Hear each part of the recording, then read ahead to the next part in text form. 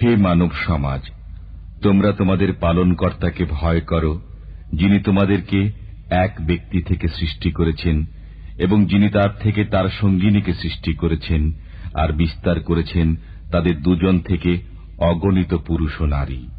আর আল্লাহকে ভয় করো, যার নামে তোমরা একে অপরের নিকট যাচনা করে থাকো এবং আত্মীয় জ্ঞাতিত্বের ব্যাপারে সতর্কতা অবলম্বন করো। নিশ্চয়ই আল্লাহ তোমাদের ব্যাপারে সচেতন রয়েছেন। ইয়াতীমদেরকে তাদের সম্পদ বুঝিয়ে দাও। খারাপ মালামালের সাথে ভালো মালামালের অদল বদল করো না, আর তাদের ধন সম্পদকে নিজেদের ধন সম্পদের সাথে সংমিশ্রিত করে তা গ্রাস করো না। নিশ্চয়ই এটা বড়ই মন্দ কাজ।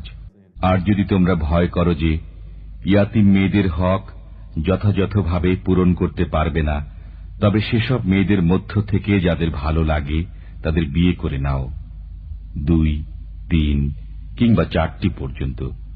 আর যদি এরূপ আশঙ্কা করো যে তাদের মধ্যে ন্যায়সঙ্গত আচরণ বজায় রাখতে পারবে না, তবে একটি অথবা তোমাদের অধিকারভুক্ত দাসীদেরকে।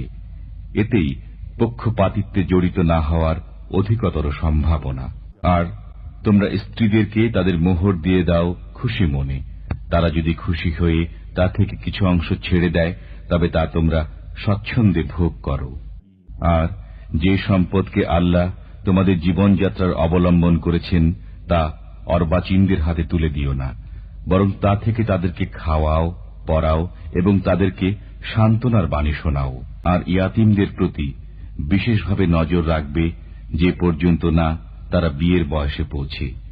যদি তাদের মধ্যে বুদ্ধি বিবেচনার উন্মেষ আঁচ করতে পারো, তবে তাদের সম্পদ তাদের হাতে অর্পণ করতে পারো। ইয়াতীমদের মাল প্রয়োজনাতিরিক্ত খরচ করো না, বা তারা বড় হয়ে যাবে মনে করে তাড়াতাড়ি খেয়ে ফেলো না। যারা সচ্ছল তারা অবশ্যই ইয়াতীমের মাল খরচ করা থেকে বিরত থাকবে। আর যে অভাবগ্রস্ত সে সঙ্গত পরিমাণ খেতে পারে। যখন তাদের হাতে তাদের সম্পদ প্রত্যার্পণ করো, তখন সাক্ষী রাখবে। অবশ্য আল্লাহই হিসাব নেওয়ার ব্যাপারে যথেষ্ট।